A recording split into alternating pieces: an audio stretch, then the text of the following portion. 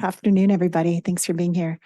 My name is Leah Gore. I'm a pediatric oncologist. I'm based at Children's in the Department of Pediatrics, also a member of the Cancer Center. So thank you for being here today. It is an absolute pleasure to introduce Nick Kost to those of you who do not know him or his work. Nick is a pediatric urologist based at Children's, and I think has a really unique niche and opportunity to talk to you about how he has developed a career as a primary researcher in a very clinically based specialty. So Nick is busy in the operating room many days of the week, many hours of the day, not always when the sun is up. But I think has also done a really beautiful job of translating kind of scientific inquiry and discovery into a K award, and as in a K to R transition right now. He has a very distinguished and impressive CV. He is also an exceptional father and husband and human being. And I say that completely neutral about everything. His kids are great. His wife is fantastic. And his secret sort of knowledge is that, contrary to many people that go into medicine, he was an Italian major as an undergrad, just showing that you have a broad and appropriate view of the universe. So he's going to talk to us today about some work that he's done as part of his K Award and transitioning that into next steps for R. So we're glad to have Nick today. Thanks.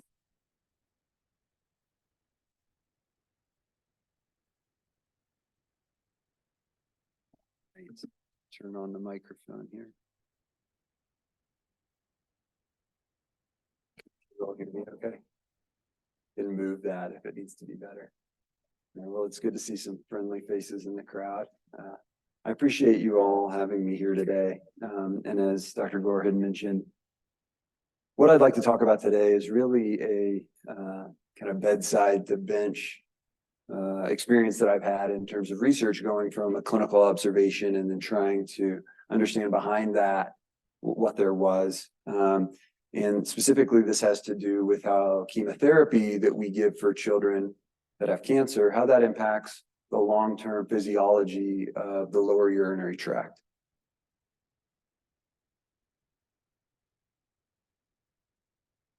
Let's see, this worked really well before, but now it seems to not work that well. All right, I'll just bail out on this and use the mouse. I like to move a lot, so that's why I was hoping to not be tethered. But so I don't have any financial disclosures. I should mention that my wife works as a senior medical director for Janssen Pharmaceuticals, but I won't be discussing their products today.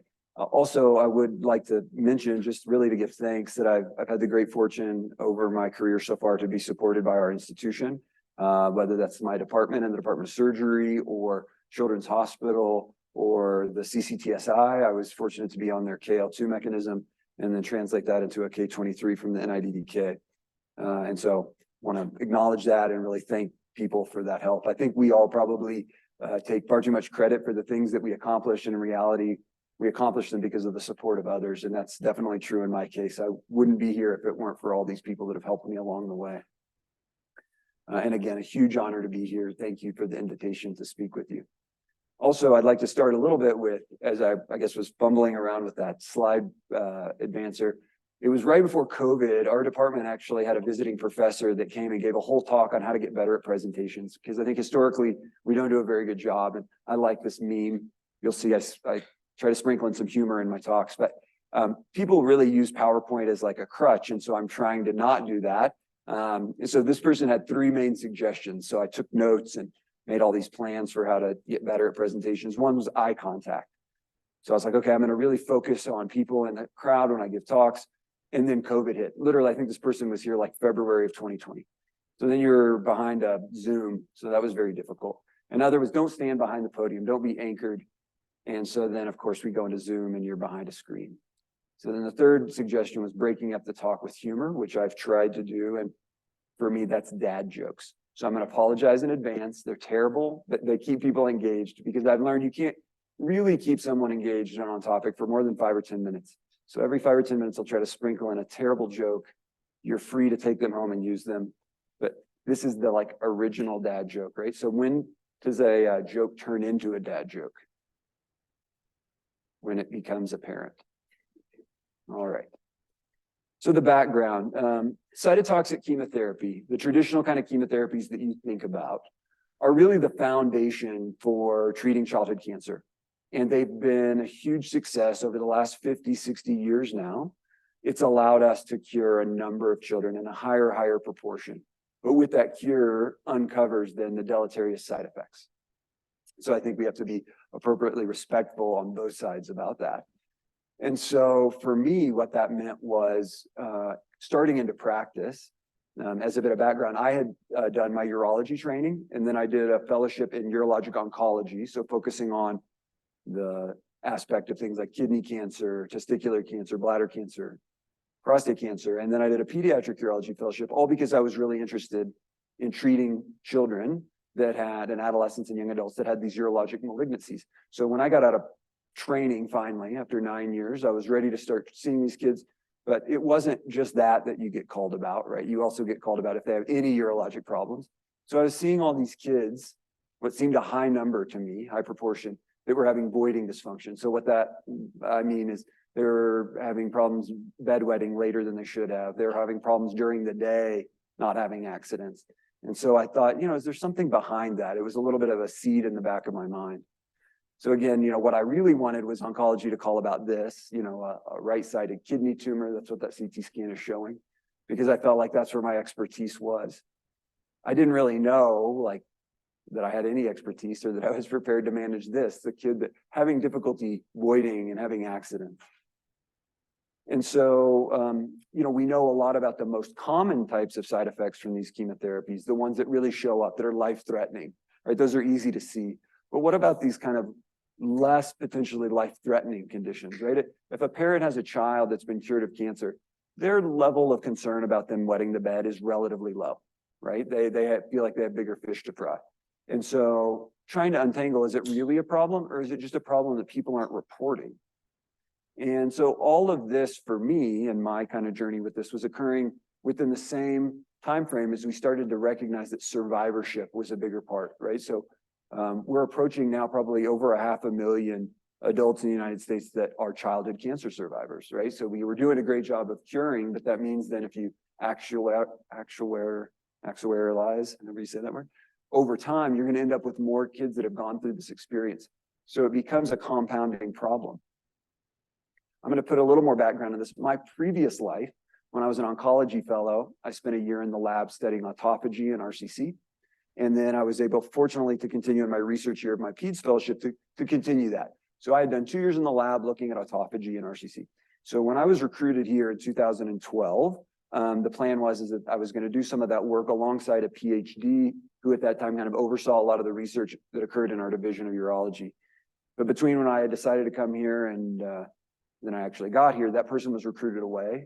So then I got here and our division chief, Dr. Meacham, was like, okay, we can set you up and you could have a lab looking at this. I was wholly unprepared. I'm still honestly totally unprepared for doing that. And that's why I have outstanding collaborators like Dr. Iguchi and Dr. Tiamori who helped me in my blind spots. But so I got here and I didn't really have what I thought I was going to have. So I thought I was going to get here, point A. Point B was I was going to continue this research for my whole career. Really, though, the first 10 years went a little bit more like this, right? And instead of actually ending up at B, I ended up at X in a totally different place. So this is the part of the talk before I get into the nuts and bolts of it, is to really talk to the people in the audience that are maybe starting out in their career, thinking about where am I going to go and how am I going to get there? And it's easy to craft a narrative that is a straight line. Like, I do this, my mentor does this, therefore I'm going to do something slightly adjacent to that, right? That's the easy pathway. What's difficult is when that doesn't happen. And so I'm going to talk a little bit about what happens when you uncover the box of chocolates that may not be exactly what you were hoping. Because you really have two options at that point. You can hold up camp and head home and just give up on that part of your career, or you can try to take advantage of the resources around you. And so for me, serendipity stepped in. And I think one of the keys to research success, but also to success in life, is to be flexible along your journey and be open to the opportunities that may come up. Because again, you have a certain expertise, we all do, right? But that will only take you so far. You need the people around you. And so if you're only looking for one kind of person or situation to help you, then you may bypass all these unbelievable other opportunities. And I was fortunate to kind of have a, wake up moment where someone put in front of me what that opportunity was. And so for me, that was Dr. Malakina. So I had been here around 3 years. Dr. Malakina was recruited here. You may know her, may not. She's an outstanding PhD physiologist who was recruited here from Penn. She came with a ton of expertise, a lot of publications, a lot of funding. And so Dr. Meacham, our division chief, again, he had recruited her. He said, here's Dr. Malakina. Her expertise is in physiology of the lower urinary tract related to things like MS. I want you to work with her. And I was like, well, I don't do benign bladder work. I don't know how that's going to work. And he said, great, I'm just going to lock the two of you in a room for half a day and you'll figure out something. So I was really fortunate because Dr. Malakina was patient and she said, well, think about some clinical scenario that you don't understand. And how can we understand that? I mean, that's the essence of what research should be, right? Is that you see a problem and you try to figure out what's going on and how to fix it rather than looking at the solution and then trying to find a problem for it, right? That happens a lot of times in research. So I titled this part, Dr. Strangelove. I don't know if you know that movie, the old movie about the Tom Cole. So its secondary title is How I Learned to Stop Worrying and Love the Bomb.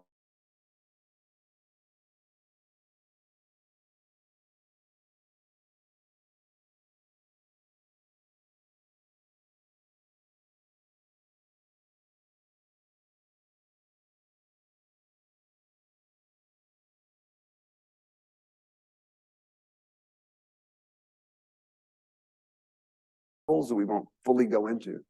But essentially, the important part to understand is that when kids have voiding dysfunction, it's usually because they have neurogenic dysfunction or failure or myotonic dysfunction. So the examples clinically you might think of that we might see in clinic are kids that have spina bifida or a congenital anomaly with their spinal cord and those nerves that then renders their bladder to be a variety of different kinds of phenotypes, but it starts because there's a neural injury, or something like myotonic dysfunction from muscular dystrophy, where the muscle itself in the bladder doesn't work appropriately, and therefore they have a different kind of lower urinary tract dysfunction. So how do we then correlate that to chemotherapy? Why are these kids that don't have bladder problems, don't have a bladder cancer, didn't get pelvic radiation, why are they having voiding dysfunction? So as I started to think about this, prompted by Dr. Malakina, started to think, well, there's the muscle in the bladder. It may not be working well. There's the nerves, they may be working well. How could chemotherapy impact that? And so we know a lot about two of the most common types of chemotherapy that are used in childhood cancer. Has been Christine, which is well known to cause peripheral neuropathy. Gait abnormalities are a very common side effect.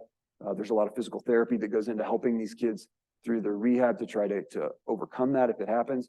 And then there's also doxorubicin, or the broad class of drugs, anthracyclines, that cause cardiac myotoxicity, to the point where we do a preoperative cardiac echo before they get treatment. We follow them through therapy with echoes to see, does their heart structurally continue to work? And we know that depending on the dose of that drug, that as much of a quarter of those kids may go on to have early congenital heart failure. So it's not only common, but also very significant. So we talk about those problems because we see them, right? Because they're big problems. But I thought, could those same kind of things be happening to either the nerves going to the bladder or in the muscle of the bladder? It's maybe just more subtle, that people aren't reporting it because, again,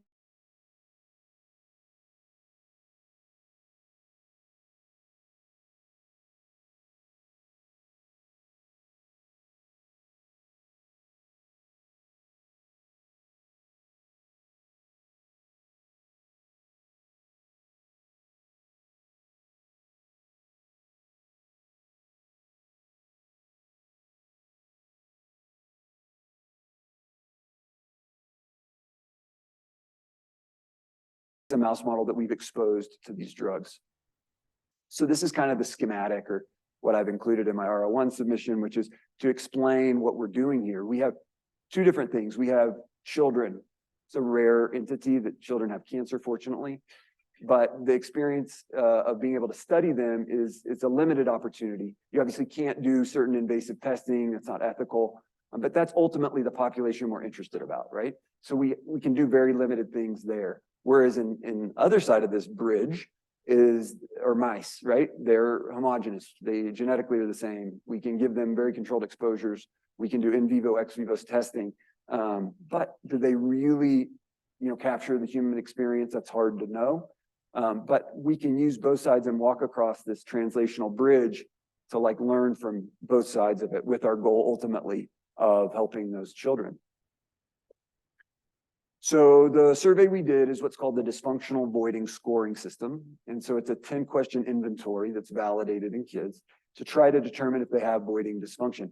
And the way that this is validated is we know at baseline, boys and girls, men and women, have different kind of patterns of voiding, different reporting of lower urinary tract symptoms. And so there are different scores that indicate lower urinary tract dysfunction in boys or girls. So we had to separate the cohorts from the very beginning.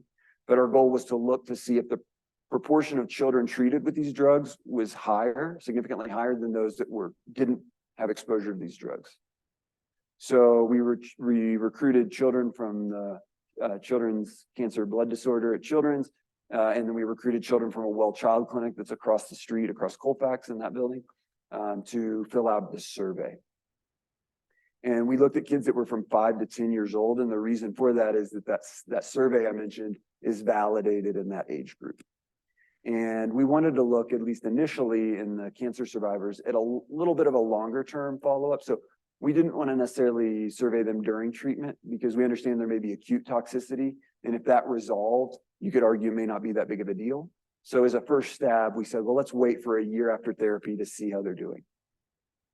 And then again, we excluded things that were confounding, like a pelvic-based malignancy, having radiation to the bladder. We understand from the beginning that's going to cause a problem. There are pre-existing potentially dysfunction. We didn't want to study that. We didn't want to look at kids that had other neurologic abnormalities or neurologic oncologic diagnoses because that could confound things. Or there are cyclophosphamide as a drug. It of itself is a model for a cystitis in animal models. So we didn't want to include patients that had that.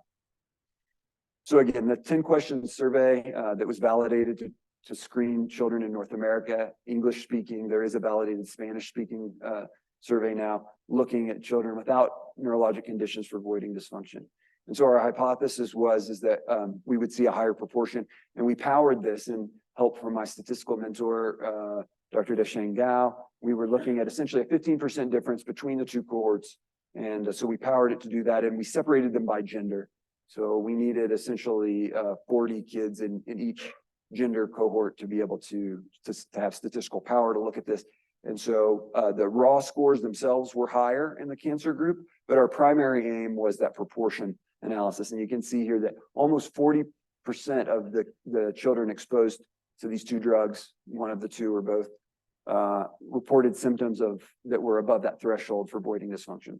Interestingly, our control cohort also was higher. In general, they report a population of just random kids would have around 10 to 15% would score above the threshold. So this was a little higher than that, but regardless, our cancer survivor cohort was significantly higher. But that was really driven by the female patients. So you can see here over 50%, almost 60% of the female childhood cancer survivors reported lower urinary tract dysfunction. And in male patients, it was higher, but it wasn't statistically significant. And that'll come in as important a little bit later as we talk through what we found in the lab. So in conclusions from the clinical part of the work, we found that childhood cancer survivors exposed to these drugs were more likely to report symptoms of lower urinary tract dysfunction, but that was really driven by female patients. We were not able to establish a drug-specific effect because the way that most children are treated with cancer is with multi-agent therapy, and many of them get both of these drugs. So I think it was like 70% of our cohort had both drugs. So we can't really unwind the contribution of either.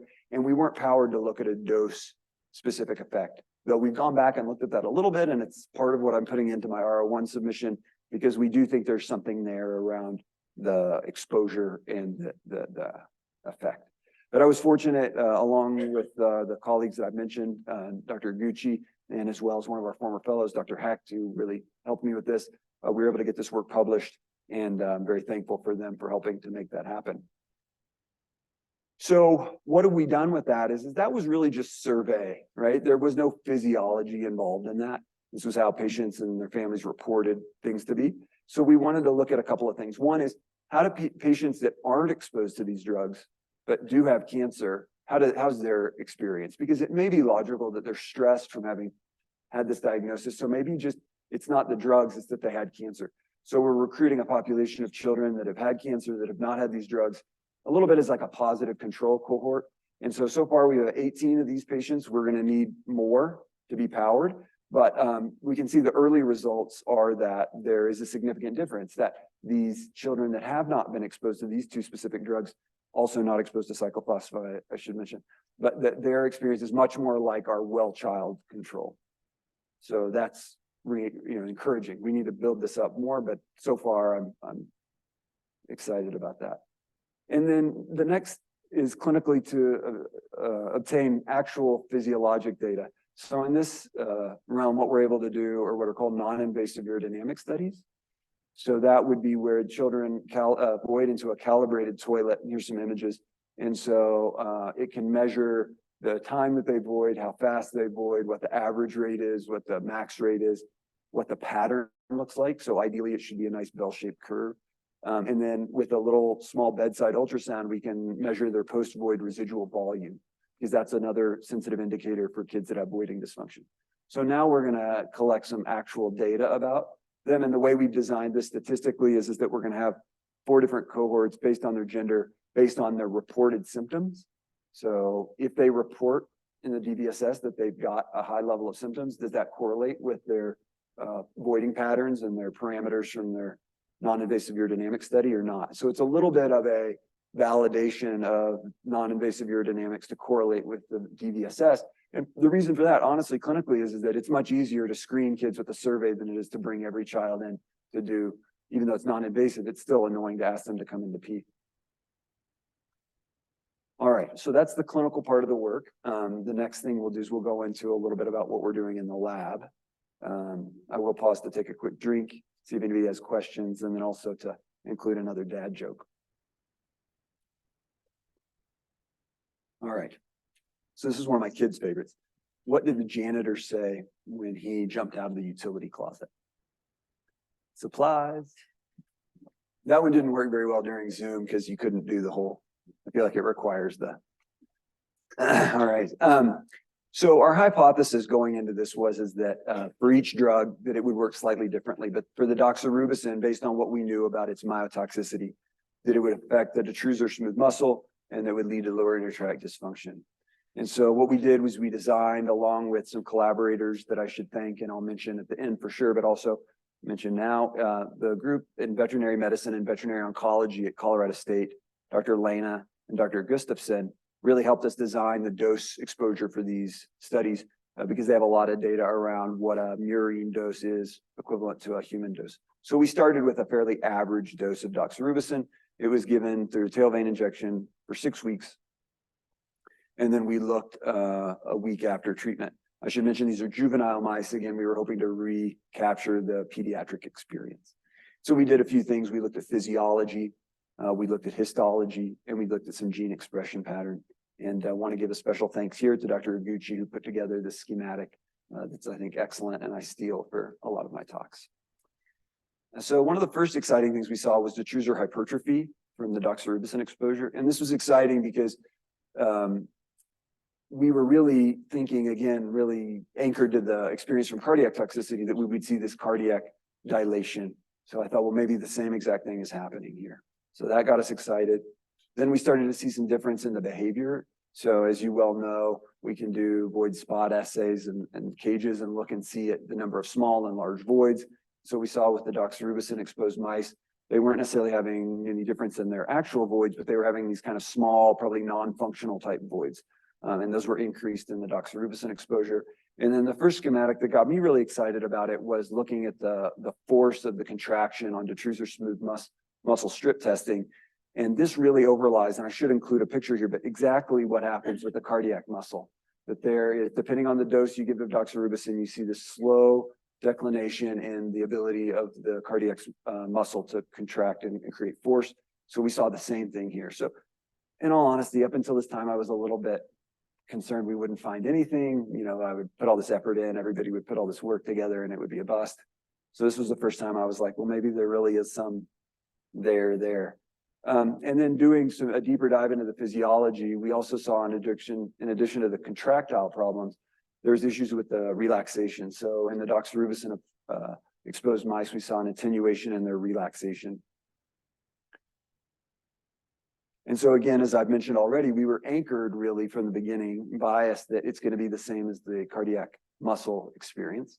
So the first thing we looked into was reactive oxygen species, because that's the mechanism by which we understand currently the cardiac myotoxicity to occur. So when we started looking at pathways for this, we really focused initially on pathways related to oxidative stress.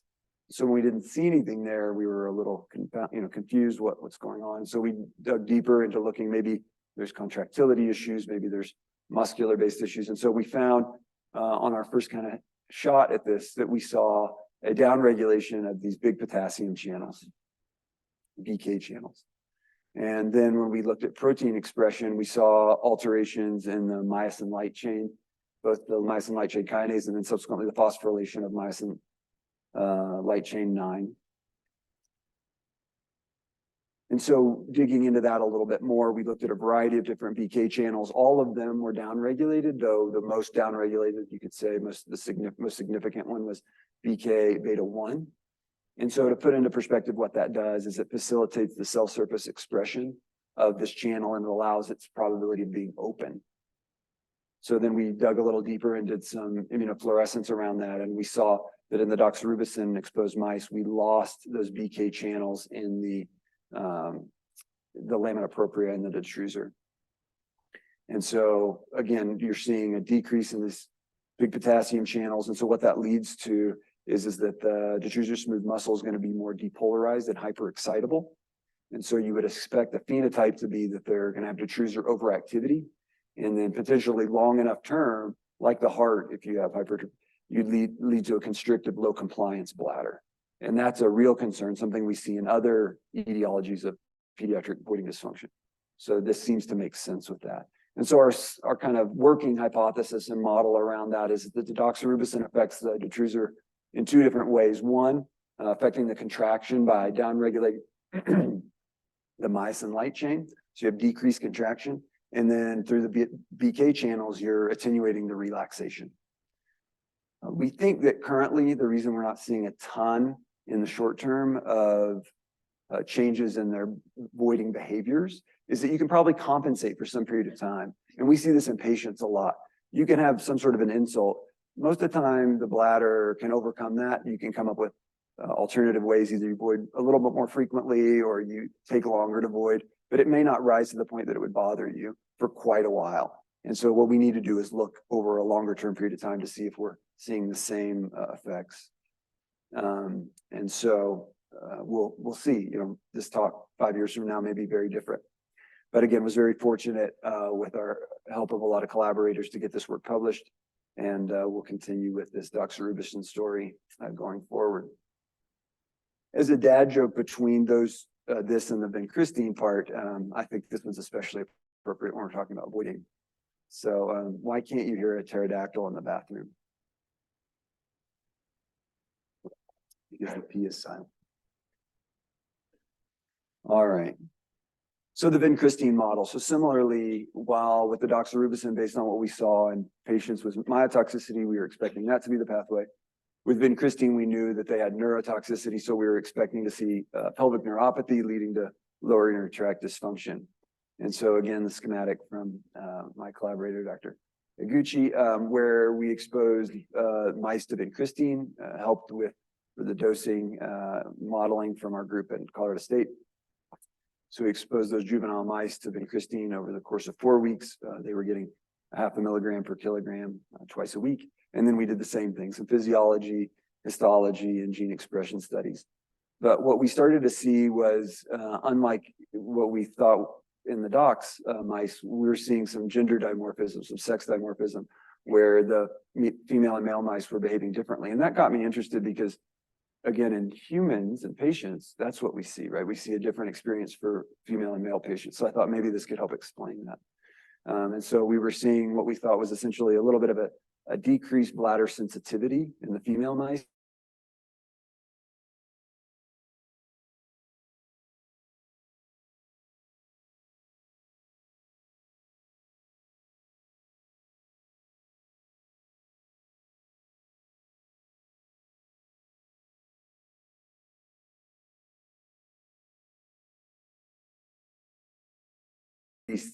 sensitivity, hyposensitivity.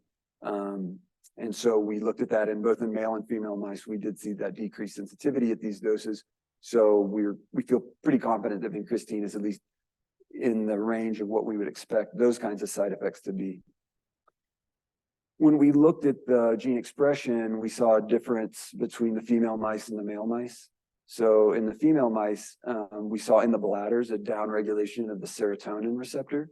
And then in the dorsal root ganglia, a downregulation of CAV 1.2, which is thought to deal with pain processing and mechanical sensitivity. So to us, that kind of made sense with what we were seeing. Again, we're downregulating that excitability and pain, and so that their bladder may have this kind of holding the urine overly long, as opposed to the male mice where we saw a ramp up of things that were involved in hyperexcitability of the cells, of neuroinflammation.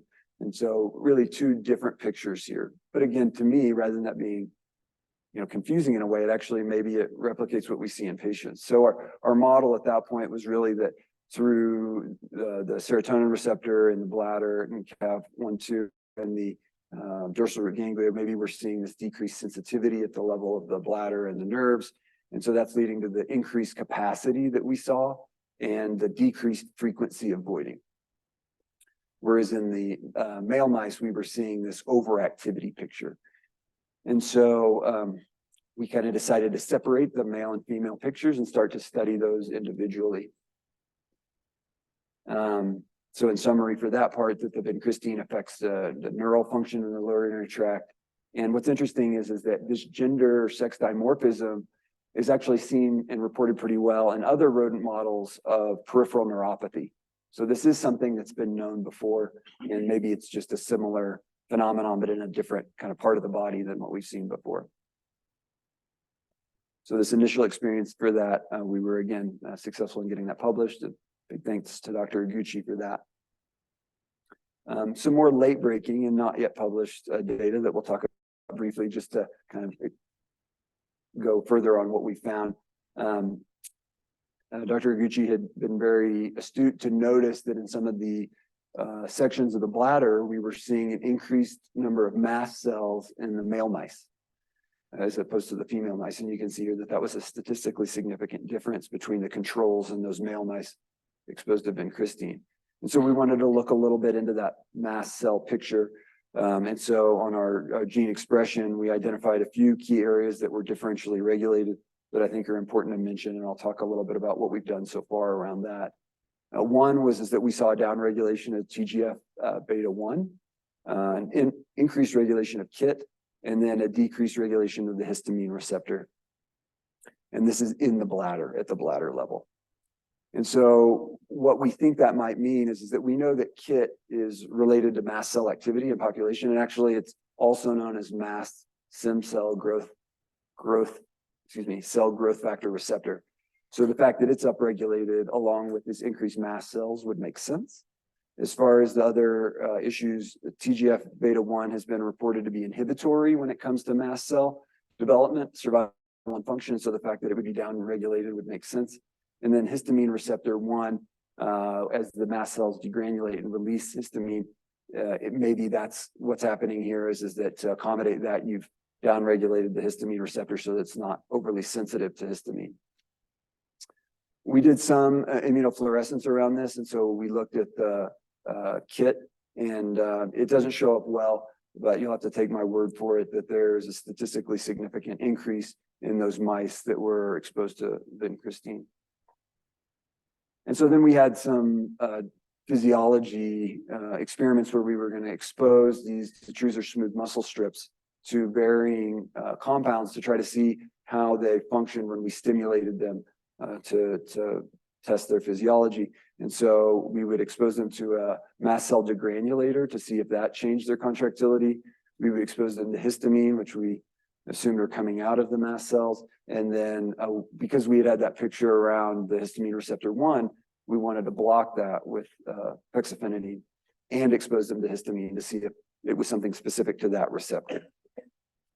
And so what we found was not a lot of difference in the contractility of muscle strips when we exposed them to the mast cell degranulator. But when we exposed them to histamine, they were very sensitive to histamine. And then that went away when we exposed them to the histamine receptor 1 blocker effects affinity, that really took away that effect. So what we take away from that is that through this histamine receptor 1, that there's a histamine sensitivity in the bladder muscle.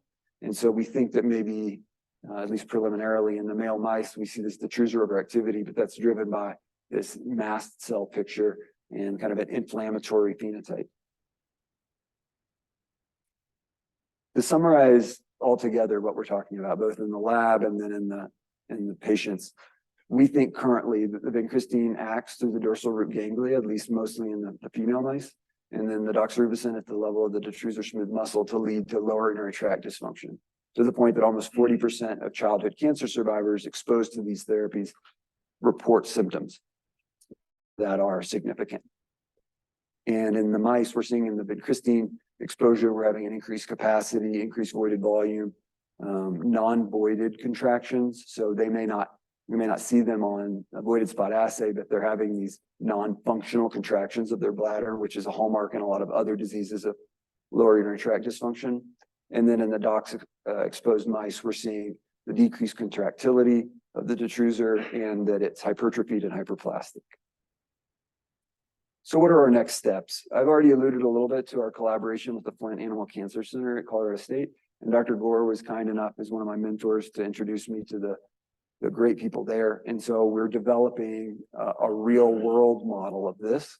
And a huge thanks to Dr. Susan Lena, who's one of the veterinary oncologists there. A lot of work by Dr. Tia Murray and Dr. Iguchi to work with them to develop basically a protocol by which we can go and obtain the bladders, and we're wanting to look into how they function. And then my personal goal, so that I can continue this journey, would be to get additional funding. So hoping to submit an R01 and looking at some of the newer aspects of what we've talked about today. I will note that we have some data from the canine work we've done. I won't get into it too much, but I really want to highlight our most recent experience and how quickly we're able to get these bladders. And I want to say that because it's a huge thanks to Dr. Tia Murray and Dr. Iguchi, that they've worked so well with a facility that's remote from here to be able to obtain these bladders and allow us to do the physiology work that we've done. And not a ton that we found so far. I will say those dogs' bladders that haven't had chemotherapy versus the ones that have, they appear to have more amplitude with the bladder contraction as opposed to the chemotherapy exposed bladders, though this is, 6 dogs total. So not too much to make of it, but I think more than anything, proof of concept that we can get the bladders, we can do the physiology testing, and we'll continue to do some more work in this area. And so hopefully maybe the future infrastructure of our translational model will include kind of the canine work being halfway across that bridge, where it's an uncontrolled situation, right? These are dogs whose owners are treating them clinically for cancer because they want their, canine friends to survive as long as possible. So we're not controlling their exposure or how old they are, anything like that. But then we have the opportunity to test their bladders once they've passed away. And so that's a little bit halfway between the mice that we can control completely and the patients that we can't control at all and can't really do too much in terms of invasive testing. So I think this is the most important part of anybody's talk. So I would encourage you, anytime you give a talk, really spend a lot of time thanking all the people that you've worked with who have helped you along the way. There are so many names on here that I started with a slide that would have pictures, but then the pictures got so small that they ended up not being that valuable. So, but a huge thanks to the clinical research team. So that involves people both in the pediatric urology space. Also, our surgical oncology program has a research assistant. They do a ton of work and help me immensely. And then the lab team, I've mentioned Dr. Gucci, Dr. Tia Murray. There's no question, I would have quit this a long time ago if I didn't have somebody to help me. I have zero business doing 90% of what I do. And so it's a thanks to them and to the mentorship that I've had as well. Dr. Wilcox, who's my division chief, Dr. Malakina, Dr. Gore, who you all know, and to my statistical mentor, Dr. Gao. And then our 2 collaborators in Colorado State, Dr. Lena and Dr. Gustafson. I think it's appropriate to wrap with one last dad joke, and this is my favorite dad joke. So, do you know why Mozart hated chickens? because they were always going on about Bach, Bach, Bach. All right, so thank you for the opportunity to be here. This is my family, who I like to say, these are the people I actually work for. My wife, Carrie, and my two boys, Charlie and Paul. And these are all the ways to get in touch with me. As I've already alluded to, I would be happy to do any small thing I could ever do to help any of you, because I'm really paying it back for all the people that have helped me along the way. So thank you for your time and attention, and look forward to any questions or comments that you guys might have.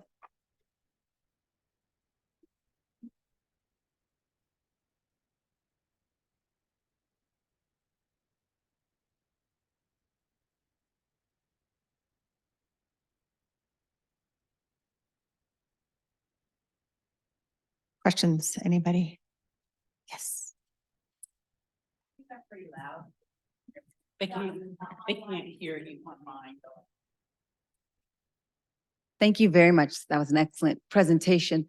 I'm Marcia Guess. I'm actually a urogynecologist. So I think the slide that I found most fascinating was the one with the doxorubicin, where you described a particular upregulation in the overactive components for the female animals. But I wanted to just go back to the control animals, where it looked like, I believe in the male animals, it was 5 of the male animals, which I think was 12%, and 30% of the female animals at baseline seemed to have an increased reactive state. And wanted to know. Was that in the patients? It was, keep going. Yes, it was the Yep. children. Yep. Yes. So 12 versus 13 in controls. In females, we see a fair amount of overactive bladder. It's one of the #1 types of incontinences in females. So if there's some sort of predisposition in early childhood without cancer, I find this quite fascinating. And is this something that you guys have looked at or have any thoughts about? And was this something that was noticed by your group, or is your group willing to look at that? Because these people carry on into my adult world. Yeah, well, first of all, thank you for asking a question. I was worried nobody was going to ask anything, which is definitely how I judge how I did. Second, yes, so this is a well-known phenomenon in pediatric voiding dysfunction, that it just happens a lot more in females than males, to the point where this survey specifically has a different scoring threshold to be positive between male and female patients. So for example, in male patients, you have to score above a 6. For female patients, you have to score above a 9, because it's so common that they've tried to correlate, like, is it really a problem or not? As to why, we don't know. I mean, it's a huge area, and this is, I want to be very clear, not my area of expertise. I'm not a pediatric voiding dysfunction expert at all. I've kind of back-ended my way into this. But there is no question that the voiding experience of young girls is completely different from that of young boys. And we see that clinically in how we manage them and how we expect them to overcome it. But again, why that happens, we don't fully understand. There are thoughts that we know rates of urinary tract infection are much higher in little girls than little boys. So like, do they get an inflammatory pathway set up where they are overly sensitive because they've had this early insult? Though it doesn't seem to be that's completely the picture, because we don't see that same experience in the little boys that do get UTIs.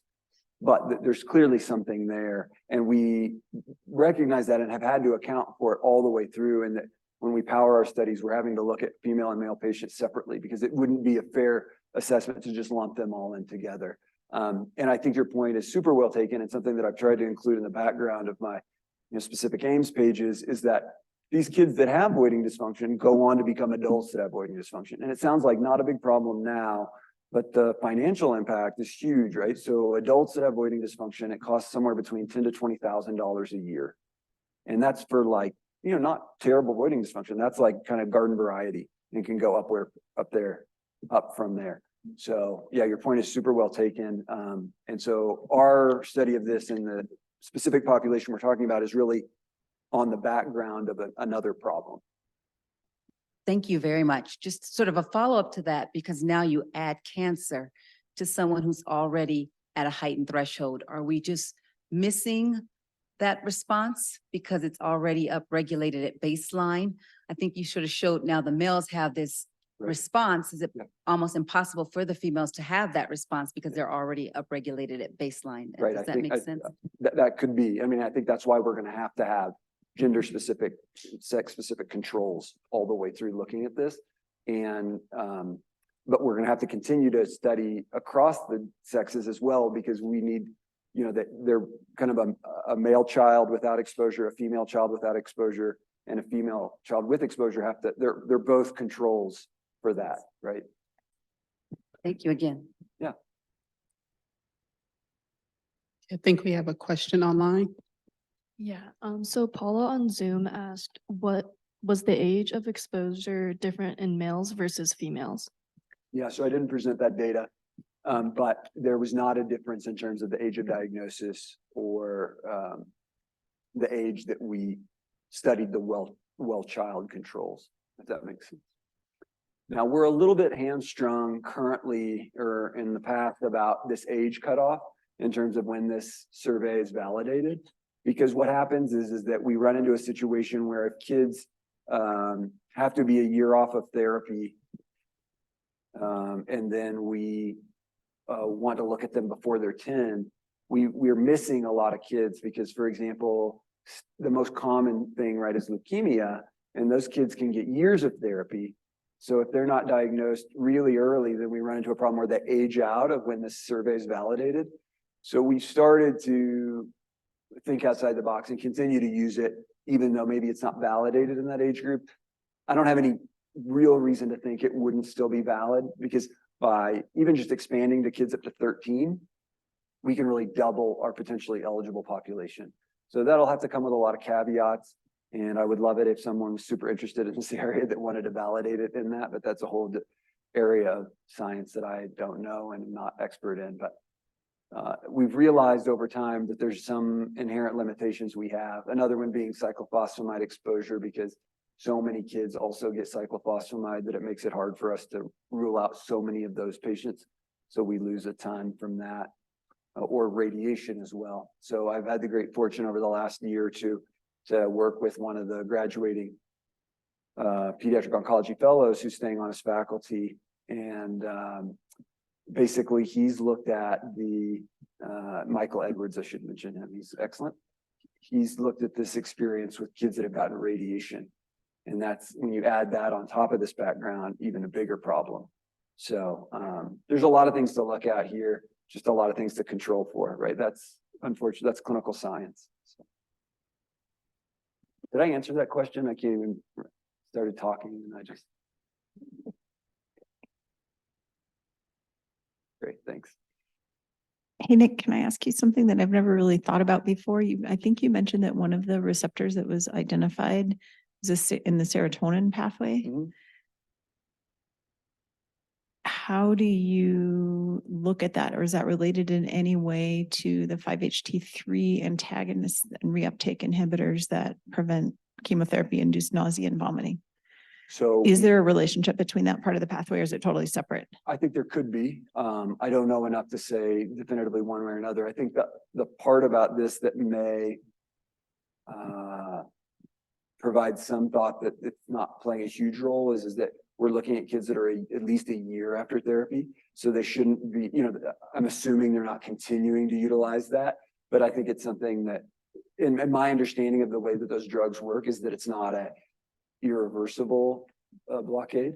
But again, I think as we find these things out, we're going to have to look more, right? I mean, if the histamine pathway, for example, is involved, there's a lot of antihistamines that a lot of people take, right? So your controls and your, so at some point we'd have to be thoughtful about controlling for those things. But the other thing that makes it exciting is those are very targetable things, right? So if we find that that's what's driving it, because that's the ultimate goal, right? Is that we find something that's causing it, that we can do something about it. Either we can pick it up early, and whether through behavioral, you know, physical therapy type things, we can decrease problems, or if there's a, you know, my pie in the sky idea at the very, very beginning was that it was going to be the same thing as cardiac myotoxicity, and we were going to look at kids that had gotten dexazoxane and they were not going to have bladder problems.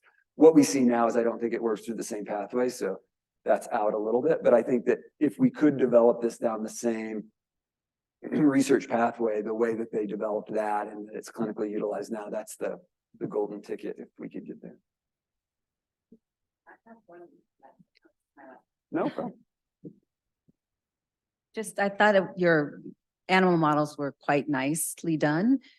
Just the question of, do you think there may be a cumulative or a cumulative effect by adding both medications? And have you tried doing that model where you add both of the medicines Yeah, versus so one versus we the are doing that. Okay. Yeah, we are giving them exposing to both. And we have really the next step is various dose levels of all of them, in isolation or together, and then studying the mice at various time points, so pretty soon after exposure, waiting after exposure, we have our kind of most current things. We're looking at an equivalent of like when the kids would then be 18 or even young adulthood. Because that's what we're really interested in. I mean, the acute toxicities, I think we can manage. And if those acute toxicities don't last, I don't feel the same need to study like a super short-term endpoint. I think really what's going to impact patients long-term is if these effects linger, right? And there are case reports, for example, of really high dose vincristine exposure and complete bladder paralysis. There are a few case reports out there, so we know that happens. What we don't know is like, does that persist? Like in those patients, does that persist? So that's more what we're trying to get. Thank you. Anybody else? Thank you all. Appreciate it.